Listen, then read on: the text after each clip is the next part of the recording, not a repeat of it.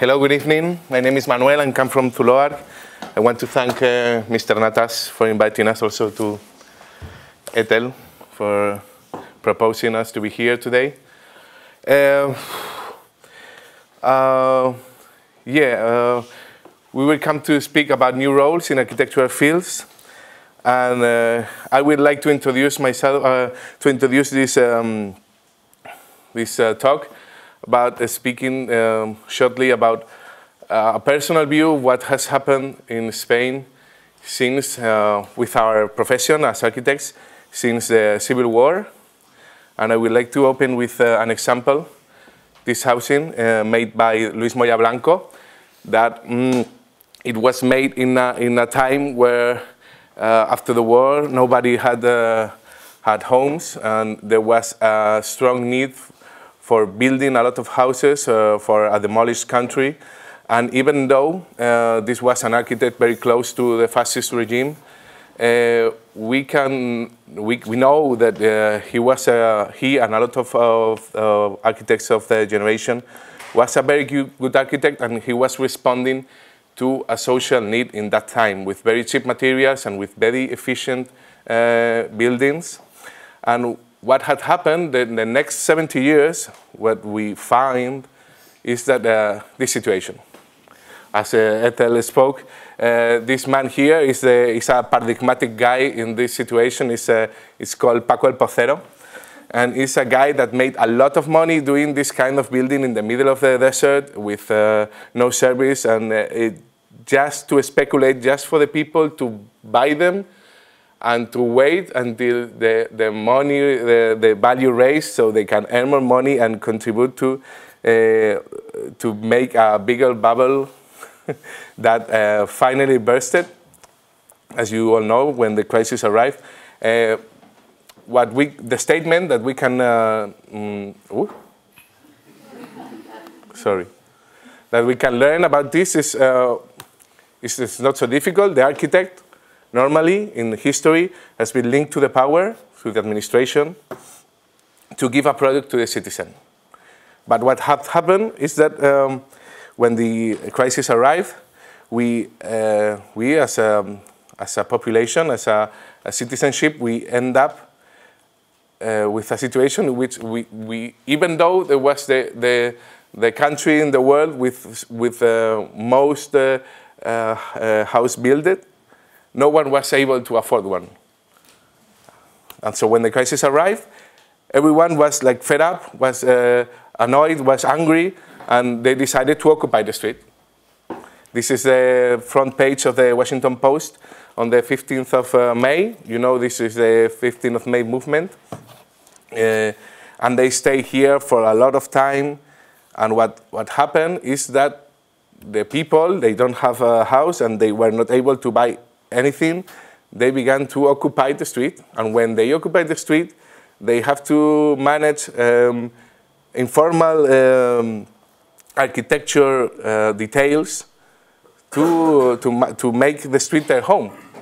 What happened after the bubble burst, after the crisis arrived, is that the citizen becomes the architect and dumps the administration. They don't want to know nothing about the administration or the politicians. We don't know, maybe we don't agree with any of these two statements, because normally we think that there is a hybrid position in which where we can move and where we can propose as architects. And in fact, I think that the crisis has been very good for us, because it has given us the chance to propose how we want to build our own city. And this is why I'm going to speak today, Campo de Cebada. It's a space in the center of Madrid, a very popular quarter. It's an open community for active citizenship, and it's this hybrid position in which the new role of as architect can be, one of the new roles of architect can be a bridge between citizen and administration. How can we become this kind of architects? Because normally, you know that citizenship and the association, the popular movements don't want to know nothing about the governments, about the politics, because they don't trust. And the politics don't trust either what they are going to do. They are normally confronted.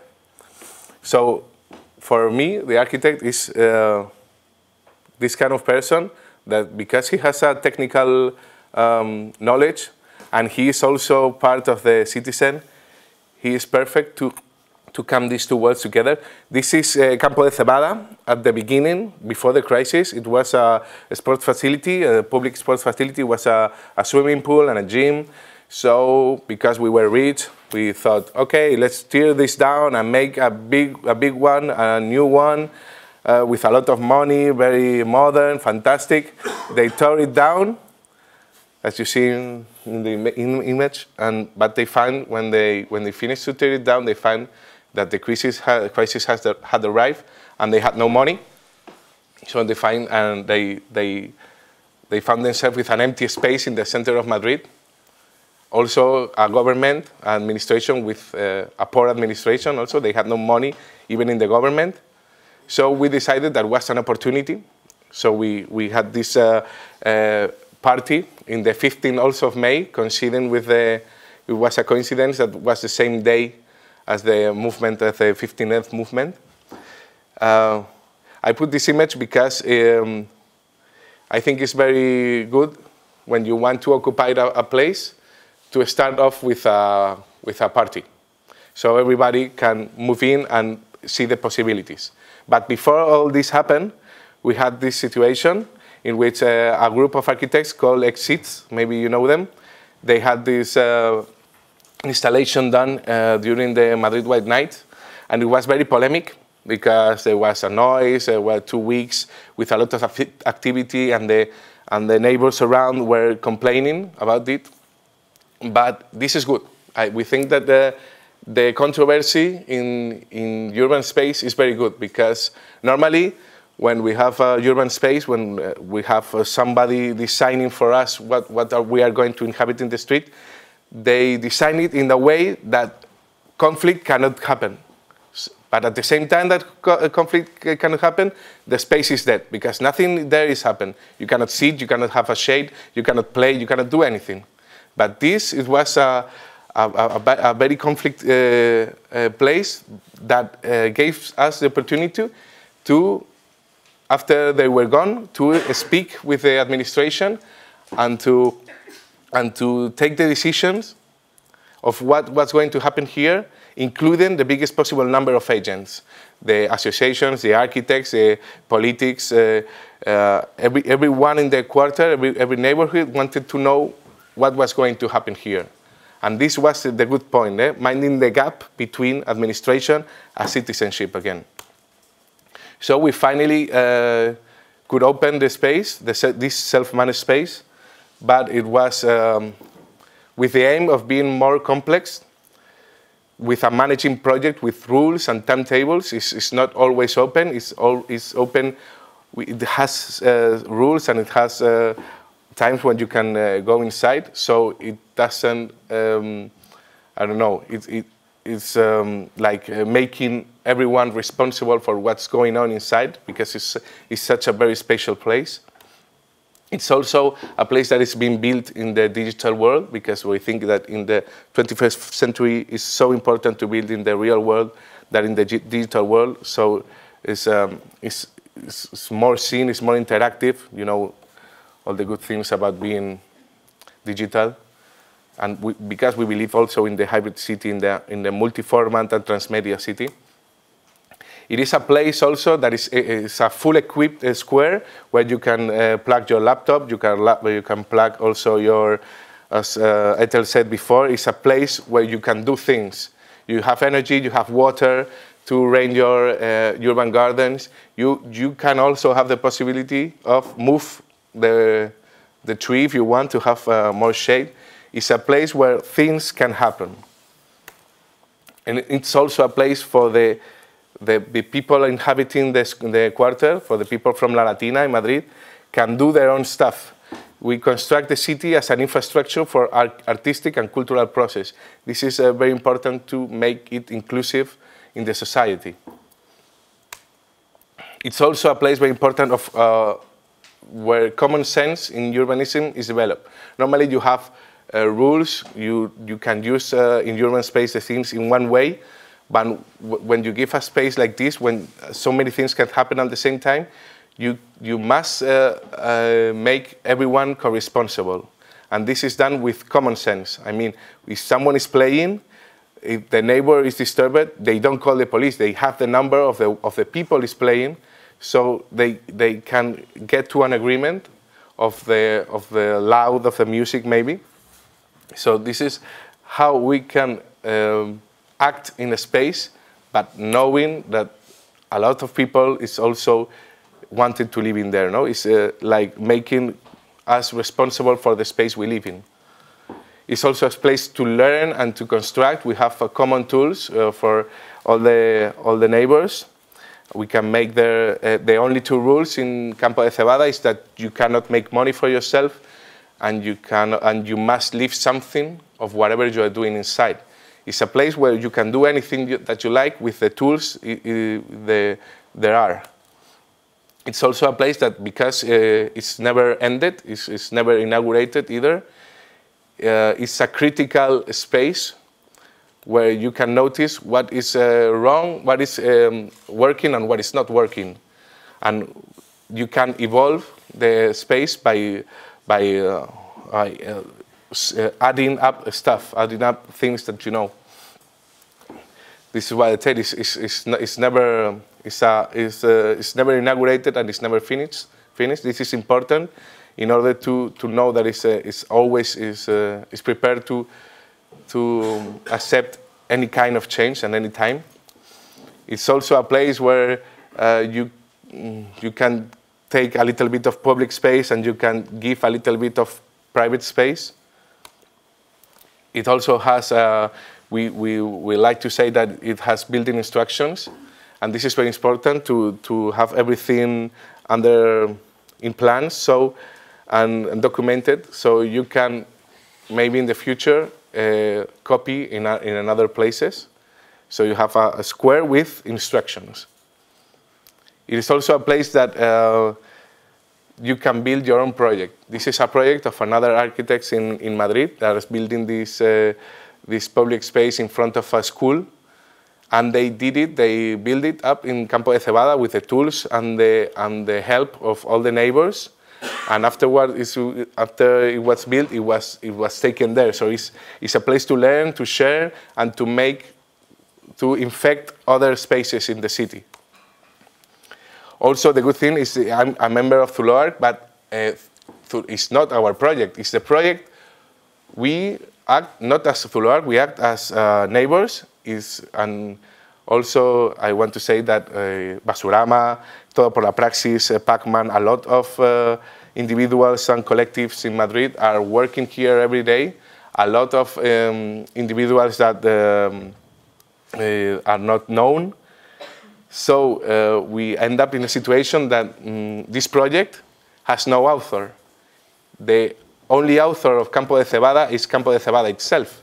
So it's a new way of a new step in this authorship, reviewing the authorship thing that we as architects must review. It's very important because we've been very obsessed with our authorship, and if we leave this aside, there is more space for others to collaborate. It's also a new role for us as architects to design what is going to happen in this place, because you cannot open a space and say, okay, let's all collaborate here. It's very important to design how this collaboration is going to happen. I like to say that it's like open source software, where if you are a developer of open source software, you give rules, and everyone that wants to add something to your work has to follow that rules, even though that you are giving away your program. And this is happening also in La Cebada. It's like an open source city. And this make it transparent. Everybody knows at what time, in any time, can know what is going on inside.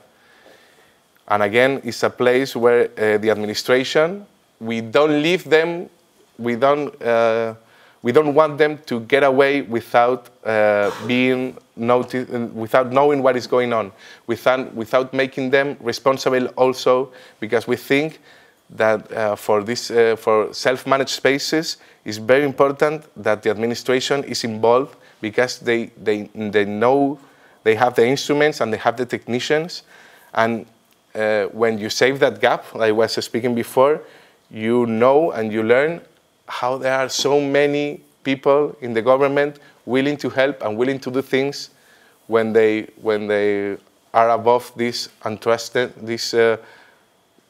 when they get above these non-trusting feelings they had before.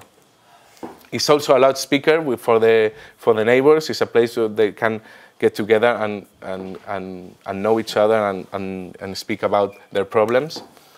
And the good thing is that it's being replicated all over. This is for Istanbul Design Biennial. It was some of the furniture that we have built inside is being replicated here in Istanbul.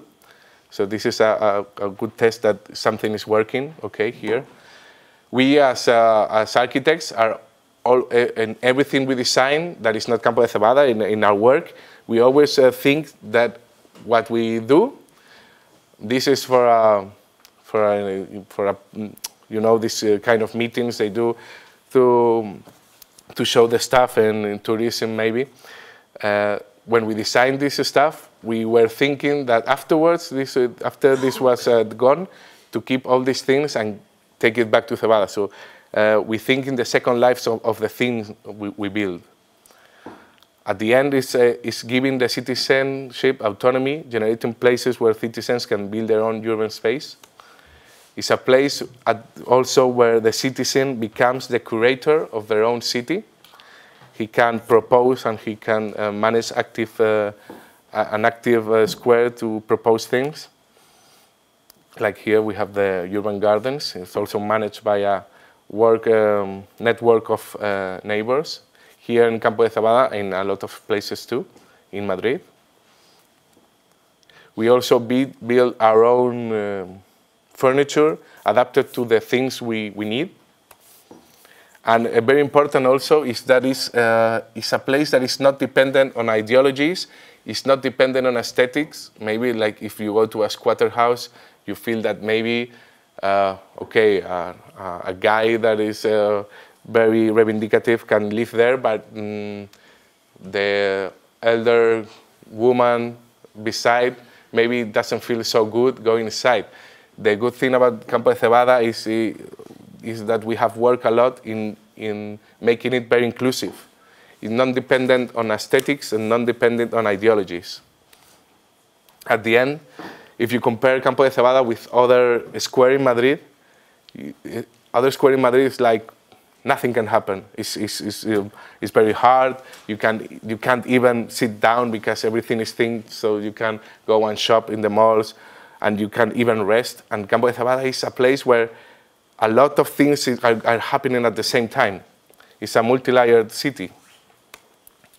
And at the end, it's a replica of what happens in the parliament. In democracies, we have the politics reunion, going together in parliament and speaking about the country. And here we are building the urban parliament where the citizenship can gather together and decide what is going to happen in the urban spaces that they are managing. It's another concept. This is Campo de Cebada right now. And nothing of this could happen if it wasn't for the crisis. This is the good point for me. Because even though the crisis is very dramatic for a lot of families and also in my country, it has given the opportunity for the people to know that they are not useless about deciding what can happen in their own city. And Campo de Cebada concentrates all this aim for the people of owning their own city. So I like to end this with this thing I found on the internet, and it's very good now, this building. Okay, thank you.